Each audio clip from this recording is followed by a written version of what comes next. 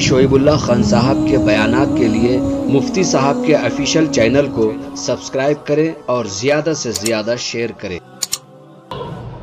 الحمدللہ نحمده ونستعینه ونستغفره ونؤمن به ونتوکل علیہ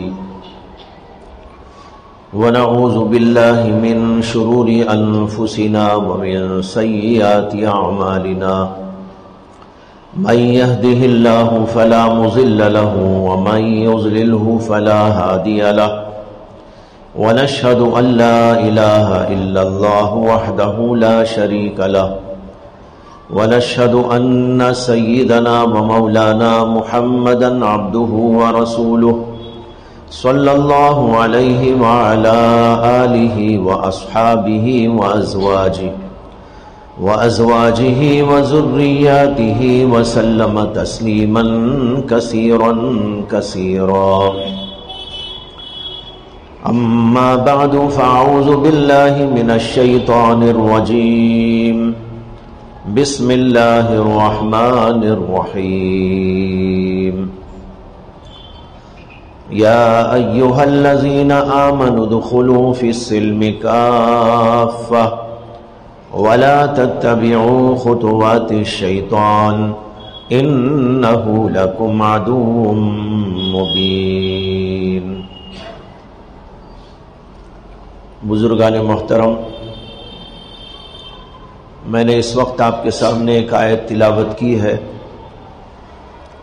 جس کا معنی اور مفہوم یہ ہے کہ اللہ تعالیٰ نے فرمایا کہ اے ایمان والو، اسلام کے اندر مکمل طریقے پر داخل ہو جاؤ۔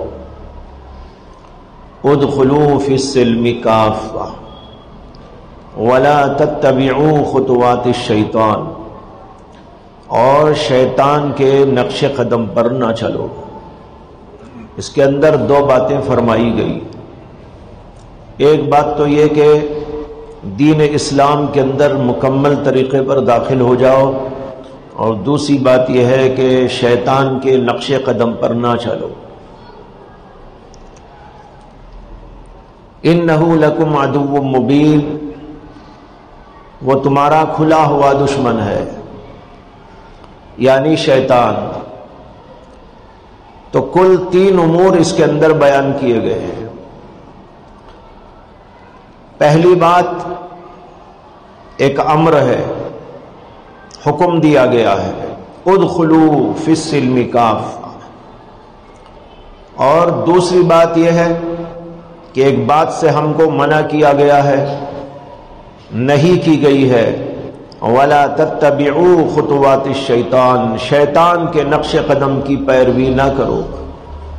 اور تیسری بات ایک خبر ہے، جملہ خبریہ ہے، اِنَّهُ لَكُمْ عَدُوٌّ مُّبِينٌ، شیطان تمہارا کھلا ہوا دشمن ہے۔ تو گویا یہ آیت ایک امر پر، ایک نہی پر اور ایک خبر پر مشتمل ہے۔ پہلی بات جو فرمائی گئی، دین اسلام میں مکمل طریقے پر داخل ہو جاؤ، اس کا مطلب یہ ہے کہ ظاہر باطن دونوں اعتبار سے اور تمام شعبوں کے لحاظ سے دین اسلام کے بہت سے شعبے ہیں، لیکن آج کل ان کے اندر ہم لوگ تفریق کرتے ہیں، بعض شعبوں کو اختیار کرتے ہیں، بعض شعبوں سے روح گردانی کرتے ہیں، بعض شعبوں کو اہمیت زیادہ دیتے ہیں، بعض شعبوں کو اٹھا کر طاق نسیان پہ رکھ دیتے ہیں۔ اللہ کا حکم یہ ہے کہ دین اسلام میں مکمل طریقے پر داخل ہو جاؤ، یعنی تمام شعبوں کو اختیار کرو۔ دین اسلام میں پہلا شعبہ ہے عقیدوں کا، کہ ایک انسان کو کیا بات اپنے نظریے میں، عقیدے میں جمانا چاہیے، اور کون سی ایسی بات ہے کہ اس کا نظریہ اور عقیدہ نہ رکھنا چاہیے۔ یہ ہے عقائد کا باب۔ اور دوسرے ہے اعمال و عبادات، نماز ہے، روزہ ہے، حج ہے، زکوٰۃ ہے، قربانی ہے، ذکر ہے، تلاوت ہے، یہ بہت سے اعمال ہیں، عبادات ہیں۔ اور تیسری چیز ہے اخلاق۔ دین اسلام کے اندر اخلاق کا ایک مستقل شعبہ ہے، اس کی مستقل تعلیمات ہیں۔ اور چوتھا شعبہ ہے معاشرت، یعنی آپسی رہن سہن کی زندگی کیسی ہونی چاہیے، اس میں تمام لوگوں کے حقوق اور آداب بیان کیے گئے۔ ماں باپ کے حقوق، بھائی بہنوں کے حقوق، رشتہ داروں کے حقوق اور تعلق داروں کے حقوق، استادوں کے حقوق، مشائخ کے حقوق، علماء کرام کے حقوق، اور اسی کے ساتھ آداب۔ استاد کا ادب کیا ہے، باپ کا ادب کیا ہے، ماں کا ادب کیا ہے، بھائی بہنوں کا ادب کیا ہے، بڑوں کا ادب کیا ہے، چھوٹوں کا ادب کیا ہے، یہ ہے معاشرتی زندگی۔ اور ایک چیز ہے جس کا نام ہے سیاست، یعنی حکومت اور امارت، کہ ایک آدمی حکومت اور امارت کا منصب پائے تو اس کو کس طرح رہنا ہے، اور جو لوگ اس کے ماتحت میں رہتے ہیں ان کو کس طرح رہنا ہے۔ یہ ہیں 5 شعبے: عقائد، اعمال و عبادات اور اخلاق، معاملات۔ معاملات چھوڑ دیا، معاملات کے معنی یہ ہے کہ لین دین کیسا ہو، تجارت کیسی ہو، خریدنا بیچنا، کن چیزوں کا بیچنا جائز ہے، کن کا بیچنا ناجائز ہے، کن چیزوں کا خریدنا جائز ہے، کن چیزوں کا خریدنا ناجائز ہے، اور اس کے اصول کیا ہیں، طریقے کیا ہیں، آداب کیا ہیں، یہ ہے معاملات۔ تو معاشرت، معاملات، اخلاق اور ایک سیاست، یہ 5 شعبے دین کے شعبے ہیں۔ لیکن عام طور پر ہم لوگ عقیدوں کو تو سمجھتے ہیں دین کا شعبہ ہے، اور اعمال و عبادات کو بھی سمجھتے ہیں کہ دین کا شعبہ ہے، نماز ہے، روزہ ہے، ذکر ہے، تلاوت۔ لیکن باقی اور جو شعبے ہیں ان تمام شعبوں کو ہم نے دین سے خارج کر دیا ہے، اور سمجھتے ہی نہیں کہ دین کا اس سے کوئی تعلق ہے۔ جب دین سے اس کا تعلق ہی نہیں سمجھا جاتا تو نتیجہ اس کا یہ ہوتا ہے کہ لوگ اس میں منمانی کرتے ہیں، معاشرت جیسی چاہے اختیار کرتے ہیں، اخلاق برباد ہو جائے لیکن اس کی کوئی پرواہ نہیں کرتے، معاملات کے اندر گڑبڑی کرتے رہتے ہیں، حلال کی حرام کی کوئی تمیز نہیں، اچھے اور برے کا کوئی فرق نہیں۔ وجہ یہ ہے کہ ان شعبوں کو ہم نے دین سے نکال دیا، اور جب معاشرت کو نکال دیا، اخلاق کو نکال دیا، معاملات کو نکال دیا، تو بیچاری سیاست کا کیا لحاظ کرے گی؟ اس میں تو اچھے اچھے لوگ سمجھتے ہیں کہ یہ تو دین سے تعلق ہی نہیں رکھتا، بھئی یہ تو سیاست ہے، ہمارا کیا تعلق اس سے؟ دین کے اندر سیاست بھی ہے۔ امام شافعی رحمت اللہ علیہ فرمایا کرتے تھے کہ وہ شریعت نہیں جس کے اندر سیاست نہ ہو، اور وہ سیاست نہیں جو دین کے تابع نہ ہو۔ اس لیے کہ سیاست کا معنی آتا ہے تدبیر کرنا، لوگوں کو بھلائی پہنچانے کے لیے، اچھائی پہنچانے کے لیے،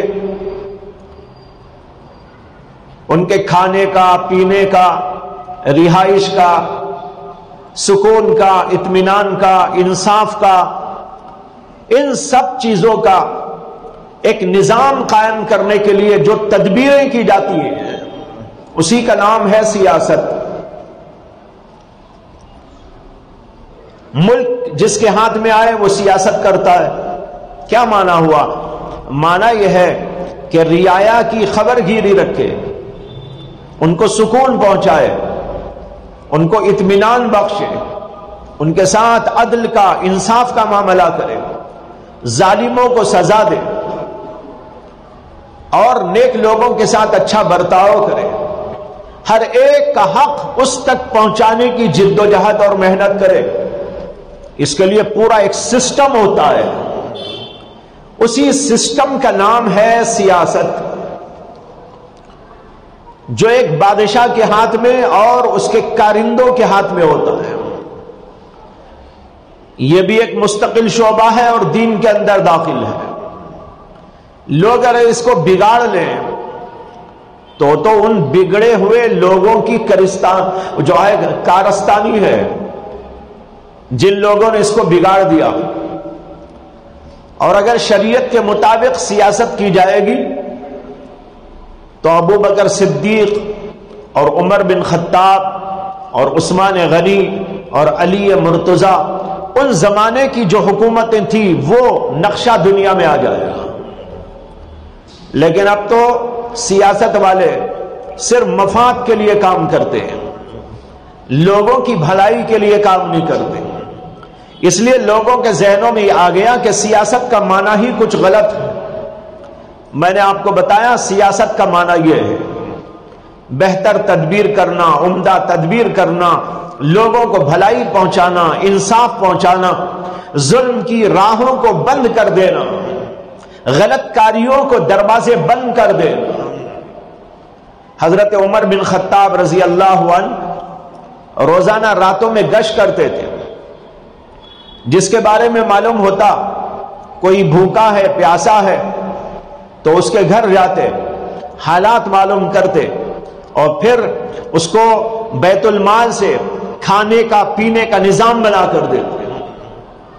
اگر کوئی کہیں غلط کاری ہو رہی ہو، چور، ڈاکو، یہ شرابی، کبابی کوئی غلط کاری میں لگے ہو تو ایسے لوگوں کو جو ہے معلوم کرتے اور ان کو سزا دیا کرتے۔ یہ تھا عدل و انصاف والا اور امن و سلامتی والا نظام جس کا نام ہے سیاست، اور یہ سیاست اسلام کے اندر ایک مستقل شعبہ ہے۔ تو بہرحال بتانا یہ ہے کہ دین اسلام کے 5 شعبے ہیں۔ اللہ کا حکم یہ ہے ادخلوا فی السلم کافہ، دین اسلام کے اندر مکمل طریقے پر داخل ہو جاؤ۔ اب ہم غور کر کے دیکھ لیں کہ ہم اس کے حکم کے اوپر کتنا عمل پیرا ہیں، کتنے پرسنٹ ہم لوگ دین اسلام پر عمل کرتے ہیں، دین اسلام کے اندر اپنے آپ کو ہم نے داخل کیا ہے۔ کوئی 4%، کوئی 5%، کوئی جو ہے 10 اور کوئی 20 اور کوئی 25، کوئی 30، کوئی 40، کوئی 50 والے بھی شاید نادر دنیا میں ہوں گے، ورنہ تو 10%، 20% اگر کوئی عمل کر لیتا ہے تو وہ سمجھتا ہے کہ میرے سے بڑا تو کوئی جنید بغدادی پیدا ہی نہیں ہوا، نہ پیدا ہوگا، یعنی میں ہی سب سے بڑا ہوں۔ یہ ہم لوگوں نے بنا لیا۔ ہر آدمی کو غور کرنا ہے کہ اس حکم کے اوپر ہم نے کہاں تک عمل کیا ہے۔ اور میں نے یہ بھی بتایا کہ کچھ چیزیں ظاہر سے متعلق ہیں اور کچھ چیزیں باطن کے متعلق ہیں۔ اللہ کا حکم یہ ہے کہ دین اسلام میں مکمل طریقے پر داخل ہو جاؤ، ظاہر کے اعتبار سے بھی اور باطن کے اعتبار سے بھی۔ مثلا نماز پڑھنے کا ایک مطلب تو یہ ہے کہ آپ نماز پڑھیں، کھڑے ہو جائیں، تلاوت کریں اور رکوع کریں، سجدہ کریں اور اس طریقے پر نماز کے ارکان ادا کریں اور آخر میں سلام پھیر ڈال دیں، یہ بھی نماز ہے۔ لیکن ایک یہ ہے کہ اس نماز کے اندر اخلاص بھی ہو، اس نماز کے اندر اللہ سے تعلق بھی ہو، اس نماز کے اندر خشوع اور خضوع، اس نماز کے اندر اللہ سے گرویت بھی پیدا ہو جائے، اللہ کی محبت کی چاشنی ملنے لگے۔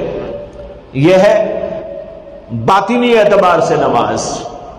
تو ظاہر کے اعتبار سے بھی اور باطن کے اعتبار سے بھی، دونوں اعتبار سے ہمیں دین اسلام میں داخل ہونے کی اللہ نے دعوت دی ہے.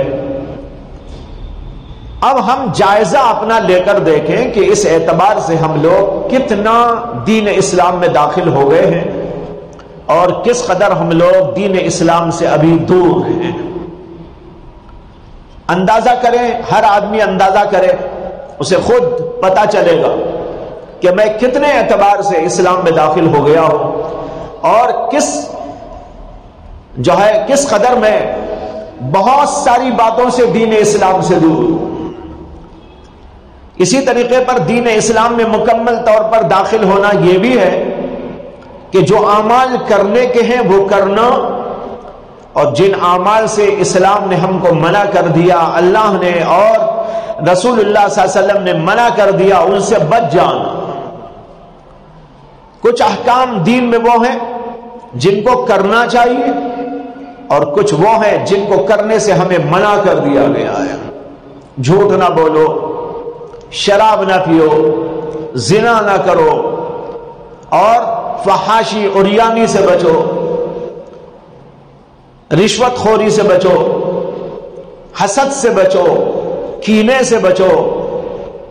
یہ جو احکامات ہیں ان کو نہ کرنا یہ بھی دین اسلام کا ایک جو ہے شعبہ ہے، وہ بھی اس کے اندر داخل ہے. تو اللہ نے کہا ادخلوا فی السلم کافہ، دین اسلام کے اندر مکمل طریقے پر داخل ہو جاؤ. لیکن بھائیو آج یہ نظر آ رہا ہے کہ ہم اس میں ابھی تک اترے نہیں، اور جب اترے نہیں ہیں تو لازمی بات یہ ہے کہ ہم کچھ کر رہے ہیں اور کچھ نہیں کر رہے. کچھ چیزوں پر عمل ہے، کچھ چیزوں پر عمل نہیں. کوئی نماز تو پڑھ رہا ہے لیکن جھوٹ سے پرہیز نہیں کر رہا ہے. ایک آدمی ہے کہ حج پر حج تو کر رہا ہے لیکن لوگوں کے حقوق ادا نہیں کر رہا ہے. کوئی آدمی عبادات میں تو ماشاء اللہ ہے، سبحان اللہ ہے، لیکن معاشرت میں آ جائے تو وہ ننگا نظر آتا ہے. اس کا حق دبا لیا، اس کا حق دبا لیا، بھائیوں کا حق دبا لیا، بہنوں کا حق دبا لیا، ماں باپ کا حق پامال کر دیا، اور کسی کو بے عزت کر دیا، کسی سے گالی گلوچ کا معاملہ کر دیا، لیکن نماز بہت اچھی پڑھتا ہے. تو یہ آدمی اللہ کے اس حکم پر عمل کرنے والا کہاں ہوا؟ اللہ کا حکم یہ نہیں ہے کہ صرف دین اسلام قبول کر لو، بلکہ اللہ کا حکم یہ ہے ادخلوا فی السلم کافہ، دین اسلام میں مکمل طریقے پر داخل ہو جاؤ. یہ بہت اہم ترین آیت ہے، اور میں تو یہ سمجھتا ہوں کہ یہ ہم ہی لوگوں کے لیے نازل ہوئی ہے. داڑھی والوں کے لیے، جبے والوں کے لیے، قبے والوں کے لیے، نماز پڑھنے والوں کے لیے، تبلیغ میں جانے والوں کے لیے، دعوت اللہ کا کام کرنے والوں کے لیے، مدرسی کا کام کرنے والوں کے لیے، مدرسہ چلانے والوں کے لیے. گویا اللہ یہ بول رہے ہیں اے نماز پڑھنے والے، تو بھی دین اسلام میں مکمل آ جا، معاشرت کو بہتر بنا، معاملات کو بہتر بنا، اپنے اخلاق کو بہتر بنا. یہ بھی دین کا شعبہ ہے، صرف نماز پڑھ لینا دین کا شعبہ نہیں ہے. ادخلوا فی السلم کافہ، دین اسلام میں مکمل داخل ہو جا.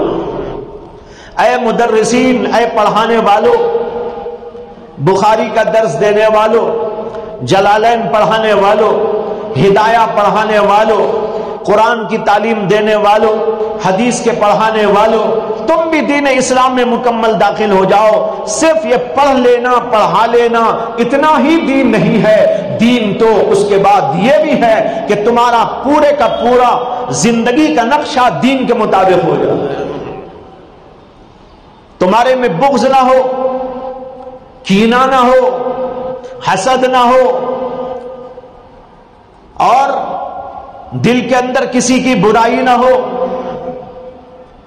اب ایک آدمی حدیث کا درس تو دے رہا ہے، بخاری شریف پڑھا رہا ہے اور علوم و فنون کا درس دے رہا ہے، لیکن اس کی زندگی کے اندر یہ نکھار نہیں آیا کہ اس کا اخلاق بن گیا۔ ایک آدمی ہے کہ ماشاءاللہ ذکر اذکار کبھی نہیں چھوٹتے، رات میں عبادت کر رہا ہے، تہجد پڑھ رہا ہے، وظائف پر وظائف پڑھتا جا رہا ہے۔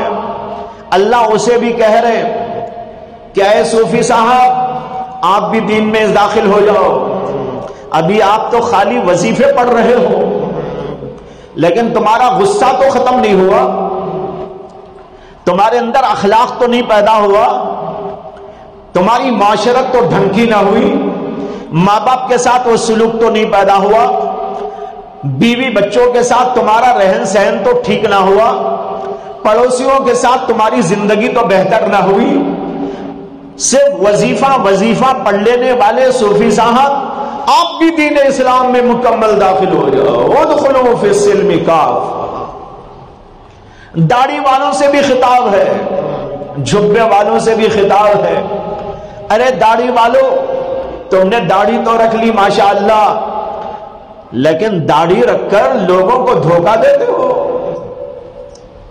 بازار میں بیٹھتے ہو، داڑھی اتنی لمبی ہے لیکن جھوٹ بول کر کاروبار کرتے ہو۔ ادخلوا فی السلم کافہ، دین اسلام میں داڑھی والوں تم بھی داخل ہو جاؤ۔ تمہاری داڑھی رکھ لینے سے تم دیندار نہیں ہوگے، صرف جھبا پہن لینے سے دیندار نہیں ہوگے، صرف نماز پڑھ لینے سے دیندار نہیں ہوگے، صرف گٹا آ گیا تو دیندار نہیں ہوگے، تم ذکر اذکار کر لیے تو دیندار نہیں ہوگے۔ بہت سے اور شعبے ہیں کہ ان شعبوں کو تم نے ترک کر دیا، ایک کو پکڑ لیا، دو کو پکڑ لیا، لیکن باقی شعبوں کو کیوں چھوڑ دیا؟ کیا وہ دین نہیں تھا؟ اللہ گویا یہ پوچھ رہے ہم لوگوں سے، ارے داڑھی والوں، ارے ذکر کرنے والوں، تسبیح پڑھنے والوں، درس دینے والوں، اے نماز پر اکتفا کر لینے والوں، اے حج پر حج کر لینے والوں اور عمرے پر عمرہ کرنے کے لیے چلے جانے والوں، بے شمار اور چیزیں جو میں نے قرآن و حدیث کے اندر نازل کی ہے وہ بھی تو میں نے ہی نازل کی ہے، اس کی طرف کیوں نہیں آتے تم لوگ؟ اس لیے میں نے کہا کہ انتہائی قابل غور آیت ہے اور ہم سب اس پر غور کریں کہ ہم نے کہاں تک اس آیت پر عمل کیا ہے۔ ہر آدمی یہ سمجھ رہا ہے کہ ماشاءاللہ میرے جیسا تو کوئی نہیں، دوسروں کی تنقید کرتا ہے، دوسروں کی تحقیر کرتا ہے، دوسروں کو برا سمجھتا ہے، اپنے آپ کو بڑا سمجھتا ہے۔ یہ اپنے آپ کو بڑا سمجھنا خود اس بات کی دلیل ہے کہ وہ دین میں پورا داخل نہیں ہوا ہے۔ جس کا اخلاق عمدہ ہو وہ ایسا نہیں کر سکتا۔ اگر اس کے اخلاق بن جائے تو پھر تو وہ اپنے ہی آپ کو سب سے حقیر سمجھتا ہے، اپنے ہی آپ کو سب سے زیادہ کمتر سمجھتا ہے۔ حضرت مسیح الامت مولانا مسیح اللہ خان صاحب نور اللہ مرقدہ نے ایک بار ہم سب بیٹھے ہوئے تھے، یہ فرمایا تھا کہ بچوں، ہم پڑھ رہے تھے اس زمانے کی بات ہے، فرمایا کہ بچوں تم سب میرے سے بہتر ہو، تم سب میرے سے بہتر ہو، میں تم سب سے اپنے آپ کو حقیر جانتا ہوں، حتیٰ کہ میں تو اپنے آپ کو خنزیر سے بھی زیادہ حقیر سمجھتا ہوں۔ ایسے تو کئی بزرگوں کے اقوال ہیں، لیکن ہمارے اندر یہ اخلاق نہیں ہے۔ ہمارے اندر تو دوسروں کی تنقید ہے، دوسروں کی تحقیر ہے، دوسروں کی پگڑیاں اچھالنا ہے، حسد ہے، بغض ہے، کینہ ہے، معاشرت توڑتے جا رہے ہیں، حقوق کو پامال کرتے جا رہے ہیں۔ اسی طرح معاملات کی زندگی کے اندر انتہائی جو ہے بے راہ روی پیدا ہو گئی ہے، لیکن اس کے باوجود ہم سب یہ سمجھ رہے ہیں کہ ہم دیندار ہیں، لہذا یہاں پر اپنی اصلاح کر لینی چاہیے کہ ابھی تو ہم پورے طور پر دین میں داخل نہیں ہوئے۔ یہ ہے اللہ کا کہنا، ادخلوا فی السلم کافہ، دین اسلام میں مکمل طریقے پر داخل ہو جاؤ۔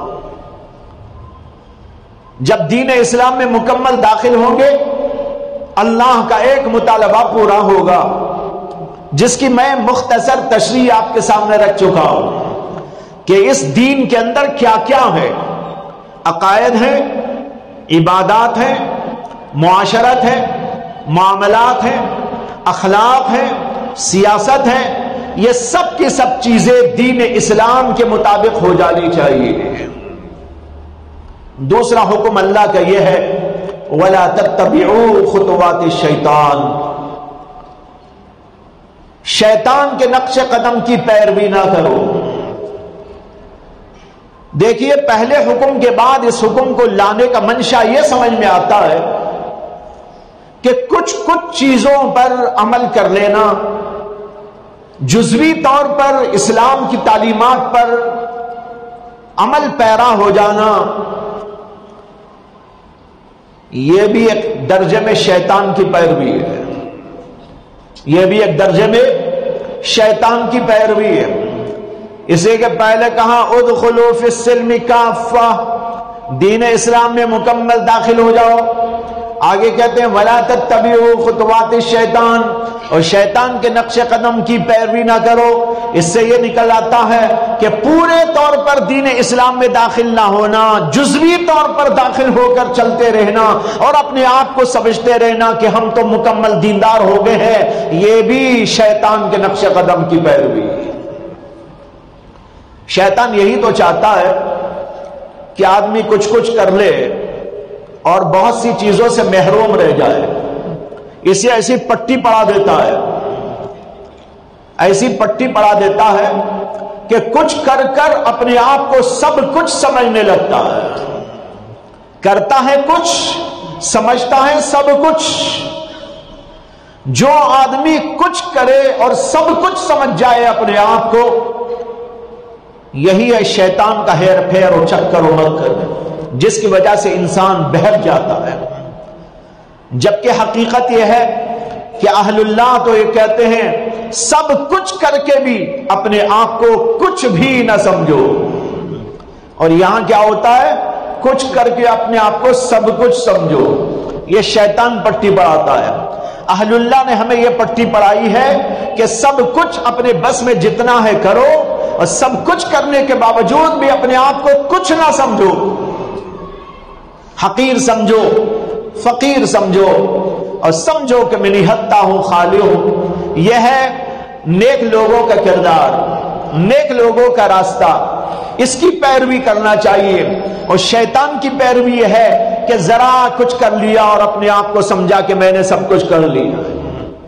مجدد الفسانی رحمت اللہ علیہ کے مکتوبات میں ایک جگہ پر ایک خط ہے جو ان کو کسی نے لکھا، اور پھر مجدد الفسانی رحمت اللہ علیہ نے اس کا جو جواب دیا وہ ہے، کسی سوال کرنے والے نے حضرت کو لکھا کہ حضرت میری حالت یہ ہے کہ کبھی میں گناہ میں مبتلا ہو جاتا ہوں، برائی کرنے لگتا ہوں،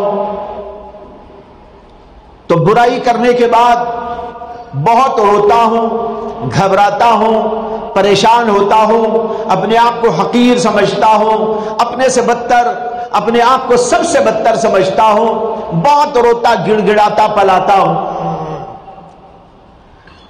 اور جب میں کوئی نیکی کر بیٹھتا ہوں، تہجد پڑھ لیا یا اور کوئی عبادت کر لیا، ذکر اذکار میں پابندی کرنے لگا، تو پھر میرا ذہن یہ بن جاتا ہے کہ میں بہت بڑا بن گیا ہوں، میں سب سے اعلیٰ ہوں، سب سے عرفہ ہوں، سب سے بلند ہوں، یہ میرے دماغ کے اندر آ جاتا ہے۔ یہ لکھ کر انہوں نے حضرت سے اصلاح چاہی کہ اس سلسلے میں آپ مجھے کچھ اصلاحی بات فرمائے تاکہ میں سمجھوں کہ مجھے کس طرح رہنا چاہیے۔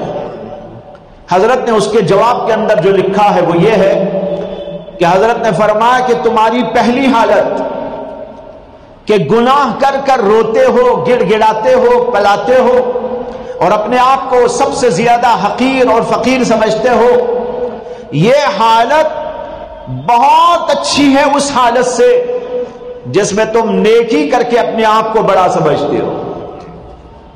نیکی کر کے اپنے آپ کو بڑا سمجھنا یہ حقیر حالت ہے، بدترین حالت ہے. اس سے بہتر تو یہ ہے کہ آدمی گناہ کے بعد رونے لگے، گڑ گڑانے لگے، پلانے لگے.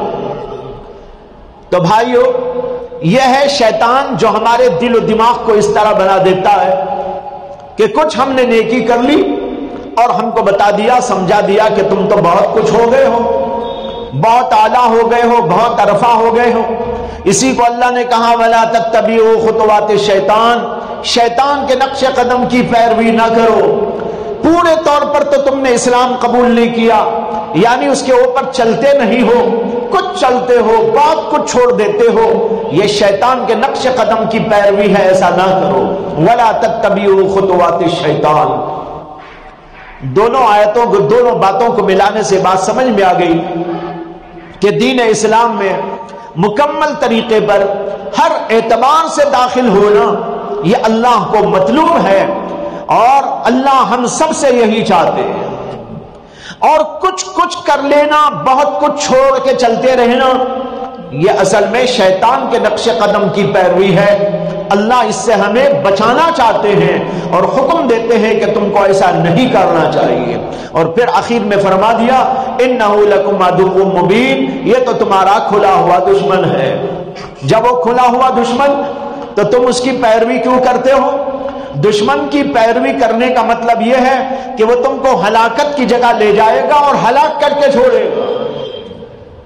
دشمن کا کام ہے دشمنی نکالنا، اور یہ بڑا سخت ترین دشمن ہے جس نے اللہ کے سامنے کھڑے ہو کر دشمنی کا اظہار کیا تھا انسانوں سے. اللہ کے سامنے اس نے کہا تھا میں اس کو بہکاؤں گا، ان کو بہکاؤں گا، اور صراط مستقیم پر بیٹھ کر ان کو بہکاؤں گا. لَأَقْعُدَنَّ لَهُمْ صِرَاطَكَ الْمُسْتَقِيمَ ثُمَّ لَآتِيَنَّهُمْ مِنْ بَيْنِ أَيْدِيهِمْ وَمِنْ خَلْفِهِمْ وَعَنْ أَيْمَانِهِمْ وَعَنْ شَمَائِلِهِمْ. پھر آگے سے، پیچھے سے، دائیں سے، بائیں سے، ہر طریقے، ہر طرح سے آ کر ان کو بہکانے کی کوشش کروں گا. اللہ کے سامنے کھڑے ہو کر اعلان کرنے والا اپنی دشمنی کا کتنا بڑا دشمن ہوگا انسان کا. اللہ نے ہم کو بتا دیا کہ دیکھو یہ تمہارا دشمن ہے، لیکن ہم کو یقین ہی نہیں آ رہا ہے. اللہ فرما رہے یہ تمہارا دشمن ہے اور تمہیں غلط راہیں بتاتا ہے، گناہوں کا راستہ بتاتا ہے، برائیوں کا راستہ بتاتا ہے، گمراہ کرنے کی کوشش کرتا ہے، یہاں تک کہ تم کو ہلاک کر کے چھوڑنا چاہتا ہے. اس لیے میں تم کو بتا رہا ہوں اِنَّهُ لَكُمْ عَدُوٌّ مُّبِينٌ، وہ تو تمہارا کھلا ہوا دشمن ہے. لیکن اس کے باوجود مسلمان اللہ پر یقین کرتے ہوئے اس سے بچنے کی وہ کوشش نہیں کرتے جو ہونی چاہیے. یقین تو ہے ہمیں اللہ کا کلام، لیکن یقین کا ایک درجہ یہ ہے کہ ہم بس اوپری طور پر یقین کر لیتے ہیں، اور ایک درجہ یہ ہوتا ہے کہ وہ یقین دل کی گہرائیوں کے اندر گھس جائے. یقین کا ایک اوپری درجہ اور ایک وہ درجہ کہ دل کے اندر یقین گھس جائے. جس دل کے اندر یقین گھس جاتا ہے اس کی کیفیت الگ ہو جاتی ہے. اب ہم لوگ یہ تو مانتے ہیں کہ شیطان ہمارا دشمن، لیکن دل کے اندر یہ گھس جاتا تو کوئی بھی آدمی شیطان کی پیروی نہ کرتا، یعنی گناہ کی طرف نہ جاتا. لیکن روزانہ گناہ کر رہے، ہزاروں قسم کے گناہ کر رہے، اور کھل کر بھی کر رہے، چھپ کر بھی کر رہے، نیک لوگ بھی کر رہے، بد لوگ بھی کر رہے، نمازی ہے وہ بھی کر رہا ہے، ذاکر ہے وہ بھی کر رہا ہے. تو اس کا مطلب یہ ہے کہ دل کی گہرائیوں کے اندر ابھی تک یہ یقین نہیں اترا. اگر دل کی گہرائیوں میں یقین اتر جاتا تو پھر کہاں ممکن تھا کہ کوئی آدمی شیطان کی پیروی کر لیتا. اسی اللہ نے کہا اِنَّهُ لَكُمْ عَدُوٌّ مُّبِينٌ، یہ تمہارا کھلا ہوا دشمن ہے. اس کو سمجھ کے رکھو، اور جب تم اس کو سمجھ لو گے اور دل کے اندر تمہارے یہ گھس جائے گا تو پھر اس کے بعد تمہاری زندگی کے اندر انقلاب آئے گا. اور وہ انقلاب کیا ہوگا؟ تم مکمل طریقے پر دین میں داخل ہو جاؤ گے اور شیطان کے نقش قدم کی پیروی کسی ترجمے نہیں کرو. بھائیوں ان باتوں کو سمجھنا ہے اور اپنے حالات کا جائزہ لینا ہے کہ ہم کتنی حد تک دین اسلام کو قبول کر کر اس کے اوپر عمل پیرا ہیں۔ ہر آدمی اپنا جائزہ لے، ایک نوٹ بک رکھ لے، روزانہ سوچے، غور کرے۔ میں نے 5 شعبے بتائے، ان میں سے جو آخری شعبہ ہے وہ تو اس وقت رہنے دیں، اس لیے کہ وہ تو ہمارے ہاتھ میں ہے ہی نہیں، سیاست والا، اس کو ایک طرف رکھیں، باقی اور 4 شعبوں کے بارے میں غور کریں۔ ایک نوٹ بک رکھ لیں، اس میں سے 4 صفحے منتخب کر لیں۔ پہلے صفحے کے اوپر لکھ دیں عقائد، دوسرے صفحے کے اوپر لکھ دیں اعمال و عبادات، اور تیسرے پر لکھ دیں اخلاق، چوتھے پر لکھ دیں معاملات، اور جو ہے تیسرے پہ لکھ دیں معاملات، اور چوتھے پہ لکھ دیں معاشرت۔ یہ 4 باب ہو گئے، اخلاق، عبادات، معاملات اور معاشرت اور معاملات ہو گئے، تو 5 شعبے ہو گئے۔ 5 یہ شعبوں کو لکھ کر رکھ لیجیے، 5 صفحے پر آ جائیں۔ اس کے بعد آپ سوچیں پہلے کو لے کر عقائد، کہ میرے عقیدے کہاں تک اسلام کے مطابق ہو گئے۔ بہت سے لوگ ماشاءاللہ، علماء کا تو مسئلہ ہے بھی، علماء تو عقائد کو سمجھتے ہیں، کیا عقیدہ رکھنا چاہیے، کیا عقیدہ نہیں رکھنا چاہیے، علماء کو معلوم۔ لیکن عوام الناس میں سے بہت سے ایسے ہیں کہ ذکر، اذکار، عبادات تو کر لیتے ہیں، لیکن عقائد کے باب کے اندر ابھی کچے، ان کے سامنے صحیح طور پر عقائد نہیں آئے۔ یہ حضرات علماء کے پاس میں جائیں، عقائد کو معلوم کریں اور سیکھیں، اللہ کے بارے میں مجھے کیا عقیدہ رکھنا چاہیے، اللہ کے رسولوں کے بارے میں مجھے کیا عقیدہ رکھنا چاہیے، اور ہمارے رسول محمد صلی اللہ علیہ وسلم کے بارے میں ہمیں کیا سمجھنا چاہیے۔ اسی طریقے پر اللہ کی کتابوں کے بارے میں، اللہ کے فرشتوں کے بارے میں، آخرت کے بارے میں، یہ ساری باتوں کو اچھی طرح سمجھنے کی کوشش کریں۔ لیکن بہت کم لوگ ہیں جو ان چیزوں کو سمجھنا چاہتے ہیں، بس کچھ اوپری طور پر سن رکھا ہے، ہم نے مان لیا ہے۔ ہم مانتے ہیں اللہ ایک ہے، ہم مانتے ہیں کہ اللہ بہت سی صفات والا ہے، لیکن اللہ کی صفات کے بارے میں کیا عقیدہ رکھنا چاہیے بہت سے لوگوں کو نہیں معلوم۔ اللہ کی کئی طرح کی صفات ہیں، اجمالاً تو ہم مانتے ہیں کہ اللہ صفات والے ہیں، ہم اللہ کی صفات کو مانتے ہیں، اتنا ماننے پر ہم ایمان والے تو ہو جاتے ہیں، لیکن بھائی اس کے ساتھ ہمیں یہ معلوم کرنا بھی ضروری ہے تاکہ مکمل دین میں داخل ہو جائے۔ ابھی تو خالی داخل ہوئے، سرسری داخل ہوئے، لیکن مکمل داخل ہونے کا مطالبہ ہے۔ مکمل داخل ہونا یہ ہے کہ آپ اللہ کی صفات کے بارے میں سمجھیں، اللہ کی صفات کیا ہیں، کیسی ہیں، اور ان کے بارے میں ہم کو کیا سمجھنا ہے۔ میں ایک چھوٹی سی مثال دیتا ہوں۔ ہم سب مانتے ہیں کہ اللہ کی صفات ہیں، اللہ کی ایک ذات ہے، اور اللہ کی ذات یکتا ہے، اور اس کے جیسی کوئی اور ذات نہیں۔ اور اسی طریقے پر یہ سمجھنا ہے کہ اللہ کی صفات ہیں، اور اللہ اپنی صفات کے اعتبار سے بھی یکتا ہے، واحد ہے، اس کے جیسی کسی کی صفات نہیں۔ یہ ہم کو سمجھنا ہے۔ اب اللہ کی صفات 2 طرح کی ہیں۔ ایک وہ صفات ہیں جن کو صفات ذاتیہ کہا جاتا ہے۔ صفات ذاتیہ وہ صفات جو ہمیشہ ہمیشہ اللہ کے ساتھ میں رہتی ہیں، کبھی جدا نہیں ہو سکتی۔ ہمیشہ ہمیشہ اللہ ان صفات سے متصف رہتا ہے، جیسے کہ اللہ زندہ ہے، هو الحی القیوم، قرآن میں آیا، وہ زندہ ہے۔ یہ دنیا میں بت رکھے ہوئے نا، یہ زندہ ہیں کہ مردہ ہیں؟ ان میں حیات ہے؟ یہ تو مردہ ہے. اللہ نے کہا هو الحی، اللہ کی ذات تو حی ہے، زندہ ہے. یہ اللہ کی صفت حیات اللہ کے ساتھ ہمیشہ سے ہے، ہمیشہ رہے گی. اس کو کہتے ہیں صفات ذاتیہ. اسی طرح اللہ علم والا ہے، علم بھی اللہ کی صفت ذاتی ہے، ہمیشہ سے ہے، ہمیشہ رہے گی.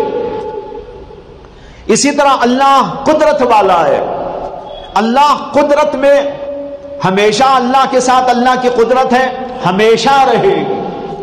اسی طرح اللہ سننے والا ہے، اللہ بولنے والا ہے، اللہ دیکھنے والا ہے، وہ سمیع ہے، وہ بصیر ہے، وہ متکلم ہے، وہ قادر ہے، وہ حی ہے. یہ صفات اللہ کی ذاتی صفات کہلاتی ہے جو ہمیشہ ہمیشہ اللہ کے ساتھ میں ہے اور ہمیشہ رہے گی. اور دوسری اور صفات ہے، ان کا نام ہے صفات فعلیہ. صفات فعلیہ وہ صفات کہ جب اللہ وہ کام کرتے ہیں تو اللہ اس صفت سے موصوف ہو جاتا ہے، اور جب وہ کام اللہ نہیں کرتے تو اس صفت سے موصوف نہیں رہتا. اور بعض لوگوں نے صفات فعلیہ کا یہ مطلب بیان کیا ہے کہ صفات فعلیہ وہ ہوتے ہیں کہ اللہ ان صفات سے بھی متصف ہوتا ہے اور ان کی ضدوں سے بھی متصف ہوتا ہے. اب یہ بہت سے لوگ سمجھتے نہیں، اس لیے عجیب لگتا ہوں. میں تھوڑی وضاحت کرتا ہوں مثال دے کر. دیکھو اللہ تبارک و تعالی رزاق ہے. کیا ہے؟ رزاق. رزاق کے معنی کیا؟ رزق دینے والا ہے نا. اب جب اللہ رزق دیتا ہے تو وہ اللہ کی صفت ہے رزاق ہونا. اسی طرح اللہ کی ایک صفت ہے اللہ محیی ہے، یعنی زندہ کرنے والا ہے. اللہ دوسروں کو زندگی عطا کرتا ہے. روزانہ دیکھو کتنے بچے پیدا ہوتے ہیں، اللہ ان کے اندر حیات ڈالتا رہتا ہے. وہاں بچہ پیدا ہوا، وہاں بچہ پیدا ہوا، ادھر بچہ پیدا ہوا، پوری دنیا میں بچے پیدا ہو رہے ہیں. اللہ ان کے اندر زندگی ڈال رہا ہے کہ نہیں؟ اس کو کہتے ہیں محیی. اور جیسے اللہ زندگی دینے والا ہے، موت دینے والا بھی ہے، اس کی ضد.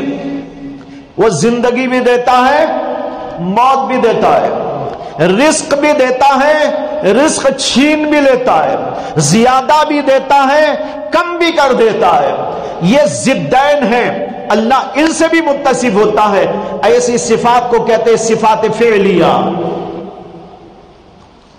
تو ایک صفات ذاتی ہے جو ہمیشہ اللہ کے ساتھ ہے اور ان کی ضد اللہ کے ساتھ نہیں آ سکتی. جیسے قدرت والا ہے تو کبھی ایسا نہیں ہو سکتا کہ اللہ بے قدرت ہو جائے. اللہ سننے والا ہے تو کبھی ایسا نہیں ہو سکتا کہ اللہ نہ سننے والا بہرا ہو جائے، نعوذ باللہ. وہاں نہیں ہوتا. وہ صفات ذاتیہ ہیں. اور یہ صفات فعلیہ ہیں کہ اللہ تعالیٰ ان صفات سے متصف اور ان کی ضدوں سے بھی متصف ہوتا ہے. جیسے رزق دینا، رزق نہ دینا، شفا دینا، بیماری دینا. شفا بھی وہی دیتا ہے اور بیماری بھی وہی دیتا ہے. اور کسی کو عطا کرنا اور کسی کو نہ دینا، یہ دونوں اللہ کی صفات ہیں. اسی طریقے پر اللہ زندگی دینے والا بھی ہے، اللہ موت دینے والا بھی ہے. اسی طرح اللہ ذلت دینے والا بھی ہے، عزت دینے والا بھی ہے. عزت دینا بھی اللہ کی صفت، ذلت دینا بھی اللہ کی صفت. تو دیکھو یہ ضدین ہیں لیکن وہ دونوں اللہ کی صفت ہو جاتی ہے. اس کا نام ہے صفات ذاتیہ، صفات فعلیہ. اچھا، صفات فعلیہ میں کچھ ایسی صفات بھی ہیں کہ ان صفات کو متشابہات کہا جاتا ہے. جیسے اللہ چڑھتے ہیں، اترتے ہیں، آتے ہیں، جاتے ہیں، بیٹھتے ہیں. اب یہ جو صفات ہیں یہ بھی صفات فعلیہ ہیں. اللہ تبارک و تعالیٰ کبھی پہلے آسمان پہ تشریف لاتے ہیں. حدیث میں آتا ہے کہ اللہ کے نبی صلی اللہ علیہ وسلم نے فرمایا جب رات کا تہائی حصہ گزر جاتا ہے تو اللہ تعالیٰ پہلے آسمان پر تشریف لاتے ہیں، نزول فرماتے. اور یہ سلسلہ صبح صادق تک رہتا ہے، اس کے بعد اللہ تبارک و تعالیٰ چلے جاتے ہیں۔ اب یہاں اللہ کے آنے اور جانے کا ذکر آیا۔ الرحمن علی العرش استوى، اللہ تعالیٰ عرش پر بیٹھے ہیں، یہاں بیٹھنے کا ذکر آیا۔ اسی طرح بعض جگہ پر اللہ کی آنکھ کا ذکر ہے، انک بأعیننا، اے نبی آنکھ ہماری آنکھوں کے سامنے ہیں۔ کہیں ہاتھ کا ذکر آیا، اللہ کے ہاتھ ہیں، جیسے ید اللہ، اللہ کا ہاتھ، ید اللہ فوق ایدیہم، ان لوگوں کے ہاتھوں پر اللہ کا ہاتھ ہے۔ اب یہاں ہاتھ کا ذکر آ گیا، چہرے کا ذکر بھی موجود ہے، احادیث کے اندر اس کا ذکر آیا، قرآن میں بھی ہے الا وجہہ، تو کہیں چہرے کا ذکر، کہیں ہاتھ کا ذکر، کہیں قدموں کا ذکر، کہیں پنڈلی کا ذکر، کہیں آنکھ کا ذکر، اور اسی طرح کہیں چہرے کا ذکر، اور بیٹھنے کا، اٹھنے کا، آنے کا، جانے کا ذکر۔ یہ ساری جو صفات بیان کی گئی ہیں اللہ تبارک و تعالیٰ کی، ان صفات کے بارے میں ہمیں کیا عقیدہ رکھنا چاہیے، بہت سے لوگوں کو پتہ نہیں۔ اگر یہ ہم نہیں جانیں گے تو پھر نعوذ باللہ ہم نے اللہ کے بارے میں صحیح عقیدہ نہیں پیدا کیا اپنے اندر۔ میں یہاں بتاؤں آپ کو کہ ان کے بارے میں کیا سمجھنا ہے۔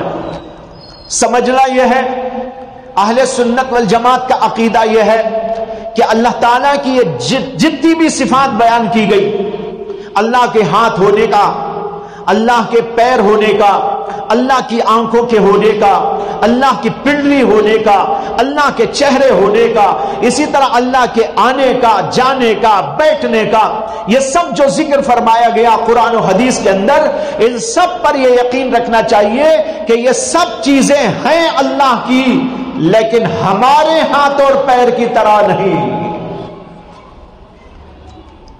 ہمارے ہاتھ کی طرح اللہ کا ہاتھ نہیں، ہمارے پیروں کی طرح اللہ کا پیر نہیں، اللہ کی آنکھ ہماری آنکھوں کی طرح نہیں، اللہ کا چہرے کا مطلب ہمارے چہرے کی طرح نہیں، اللہ کے آنے و جانے کا مفہوم وہ نہیں جو ہمارے اور آپ کے آنے و جانے کا مفہوم ہوتا ہے۔ اللہ عرش پر بیٹھتا ہے تو اس کا مطلب یہ نہیں جیسے میں کرسی پہ بیٹھا ہوا ہوں ایسا بیٹھتا ہے۔ یہاں سمجھنا یہ ہے، یہ ساری باتیں حق ہیں اور سچ ہیں اور ہم مانتے ہیں، لیکن ان کے بارے میں یہ عقیدہ ہو یہ سب کچھ ہماری طرح نہیں، یہ سب اللہ کے شایع نشان ہے۔ اس کی آنکھ اس کے شایع نشان، اس کے قدم اس کے شایع نشان، اور اس کا چہرہ وہ اللہ کے شایع نشان۔ ہم اس کا معنی نہیں جانتے، اس کا مفہوم ہم نہیں سمجھتے، بس اتنا جانتے ہیں کہ قرآن میں حدیث میں یہ مسئلے آئے ہیں، یہ وضاحتیں آئی ہیں، یہ صفات بیان کی گئی ہیں، اس لیے قرآن و حدیث میں جو کچھ اللہ کی صفات آئی ہم اس کے اوپر یقین رکھتے ہیں کہ یہ سب کچھ ہے، لیکن یہ بھی یقین رکھتے ہیں کہ ایسی صفات نہیں جیسے بندوں کی صفات ہوتی۔ بندوں کی صفات تو بندوں کی طرح ہے، بندے حادث، ان کی صفات بھی حادث، ان کے اندر جسم و جسمانیت کا مفہوم، لیکن اللہ کی صفات اللہ کے شایع نشان، جسم و جسمانیت سے پاک، وہ اللہ کے شایع نشان اس کی صفات ہے۔ اس کا آنا بھی اس کا آنا وہ جانا اس کے شایع نشان ہے، اس کا بیٹھنا اس کے شایع نشان ہے۔ امام مالک رحمت اللہ علیہ سے کسی نے آ کر پوچھا تھا کہ قرآن میں اللہ نے فرمایا ہے الرحمن علی العرش استوى، اللہ تبارک و تعالی رحمان عرش پر مستوی ہے، عرش پر بیٹھا ہے، اس کا مطلب کیا ہے؟ امام مالک رحمت اللہ علیہ نے فرمایا الاستواء معلوم وکیفیتہ مجہول والایمان بہ واجب والسؤال عنہ بدعہ۔ امام مالک نے فرمایا کہ بھئی استواء کے معنی تو سب کو معلوم ہے، لغت میں دیکھو معلوم ہو جائے گا، ڈکشنری میں لکھا ہوا ہے استواء مستوی ہونا، بیٹھنا، یہ معنی تو ہے، یہ تو سب کو معلوم، وکیفیتہ مجہول۔ لیکن جب اللہ کے بارے میں ہم یہ تصور کرتے ہیں اور بیان کرتے ہیں کہ اللہ عرش پر بیٹھا ہے تو اس کی کیفیت وہ ہم کو نہیں معلوم ہے، وہ مجہول ہے۔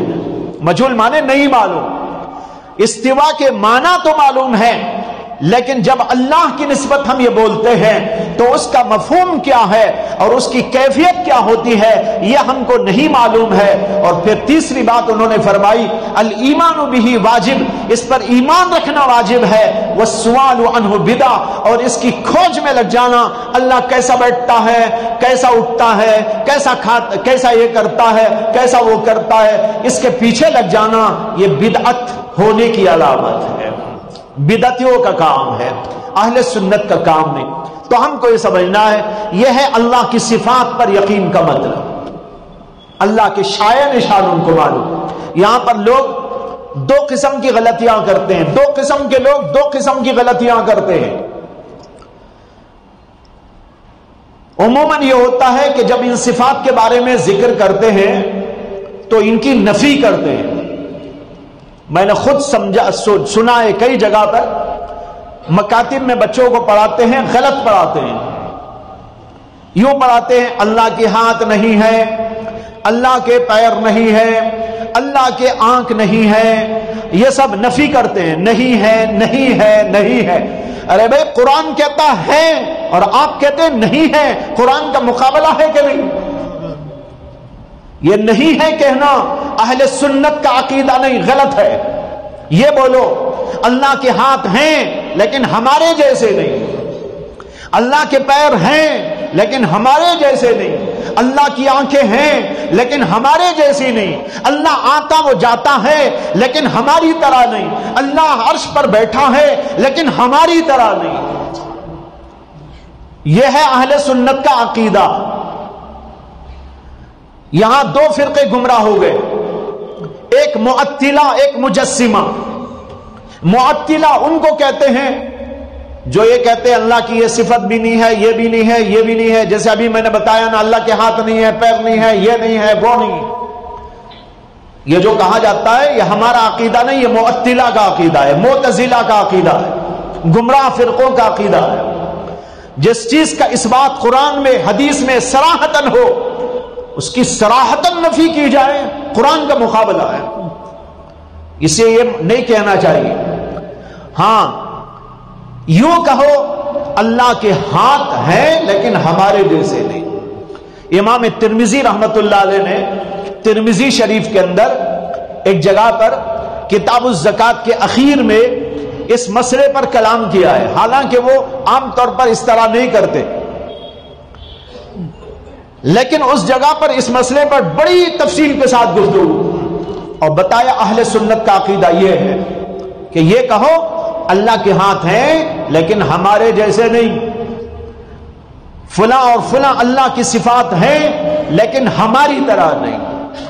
تو ایک فرقہ وہ گمراہ ہوا جس کو معطلہ کہتے ہیں، جو نفی کرتا ہے ان سب چیزوں کی اور تعطیل کرتا ہے، اور دوسرا فرقہ وہ گمراہ ہو گیا جو اللہ کی ان صفات کو اس طرح مانتا ہے جیسے بندوں کی صفات، یعنی ہمارے جیسے ہاتھ، ہمارا جیسا چہرہ، ہمارا جیسا آنا وہ جانا، ہر چیز بندوں جیسی ماننے لگا، اور اللہ کو بھی نعوذ باللہ ایک انسانوں جیسا یا کسی مخلوق کے جیسا مان لیا۔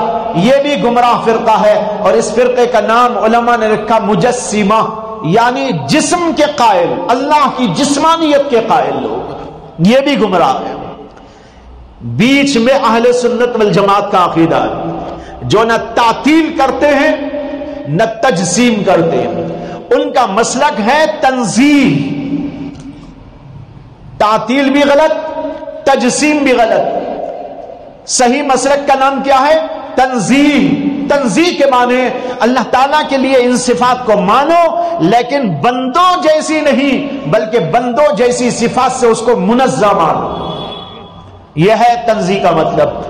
تو دیکھیے بھائیو، یہ عقیدہ سمجھ میں آنا تھا، میں نے آپ کو سمجھایا، یہ سمجھ کے رکھنا بھی دین کے اندر داخل، اسے میں نے کہا عقیدے کا ایک پیج رکھو، اس میں لکھو عقیدوں کے بارے میں ہم نے کیا عقیدے کے بارے میں پڑھا۔ ایک تو یہ اللہ کے بارے میں بتایا، رسولوں کے بارے میں کیا عقیدہ، علماء کے بارے میں کیا عقیدہ، صحابہ کے بارے میں کیا عقیدہ، ولیوں کے بارے میں کیا عقیدہ، مشائخ کے بارے میں کیا عقیدہ، اسی طرح جو ہے آخرت کے بارے میں کیا عقیدہ، قبر کے بارے میں کیا عقیدہ، سوال و جواب کے بارے میں کیا عقیدہ، آخرت کے بارے میں کیا عقیدہ، دوبارہ پیدائش کے بارے میں کیا عقیدہ، ان سارے عقیدوں کو سمجھنے کی کوشش کرو۔ جو نہیں معلوم وہ علماء سے جا کر پوچھو، اور جب علماء سے آپ پوچھیں گے تو علماء بھی مصروف ہو جائیں گے۔ بہت سے علماء مصروف نہیں ہیں، اس لیے مصروف نہیں ہے کہ ان کو آپ مصروف کرتے ہی نہیں ہیں۔ علماء کا کام لوگوں نے سمجھ لیا نکاح پڑھانا، بیٹی کی شادی ہے نکاح پڑھانا، حضرت نکاح پڑھانے آ جائیے۔ نکاح پڑھانے تھوڑا ہی مولانا بن کے آئے، 7 سال 8 سال مدرسے میں جو ہے اپنے آپ کو مجاہدے کی بھٹی میں تپا کر پکا کر آئے ہیں، یہ خالی نکاح پڑھانے نہیں آئے، صرف نماز جنازہ پڑھانے نہیں آئے، اور کوئی دکان کھول لیا تو اس کے اندر آ کر دعا کرانے نہیں آئے۔ لوگوں نے علماء کا مصرف یہ سمجھ لیا ہے نکاح پڑھانا، دکان کی افتتاح، مکان کی افتتاح، اور جو ہے جنازے کی نماز، یہ نماز تو یہ ہے ہی وہ، اس کے علاوہ ایڈیشنل جو ہے نا علماء کی یہی ذمہ داری ہے۔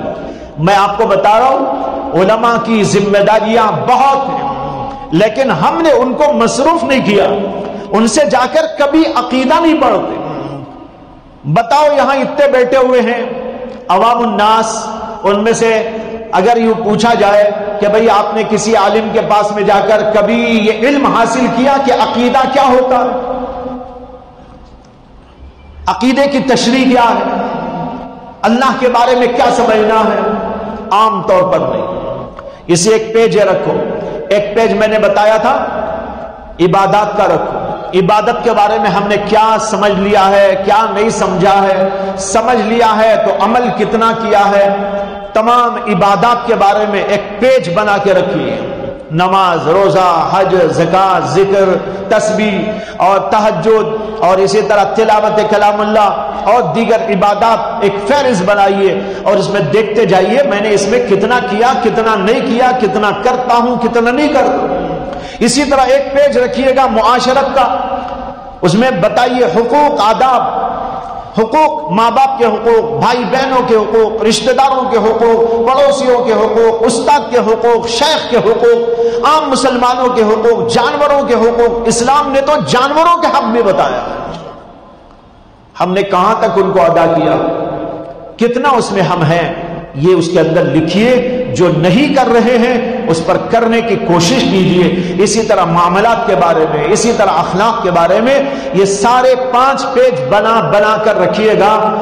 آئندہ مجلس میں جب آئیں تو وہ کاپی بھی اپنے ساتھ لائیے گا۔ دیکھیں گے کتنے لوگ اس سلسلے میں متوجہ ہیں، ایسے بیان سن کے چلے جاتے ہیں۔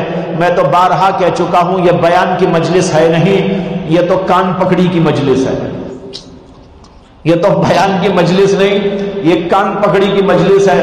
ہر آدمی اپنا کان پکڑے، میں کہاں تک کیا ہوں، کہاں تک نہیں کیا ہوں، کتنا کیا ہوں، کتنا نہیں کیا ہوں، یہ اپنا جائزہ لیتے رہنے اور اپنے اندر سدھار پیدا کرنے کی مجلس ہے۔ اس لیے بھائیو آئندہ آپ جانے کے بعد یہ کام ضرور کیجیے گا اور اس کے اوپر توجہ دیجیے تاکہ ہم اللہ کی اس آیت پر عمل پیرا ہو سکیں۔ ادخلوا فی السلم کافہ، کہ اپنے آپ کو دین اسلام میں مکمل طور پر داخل کر لو۔ وآخر دعوانا ان الحمد للہ رب العالمین۔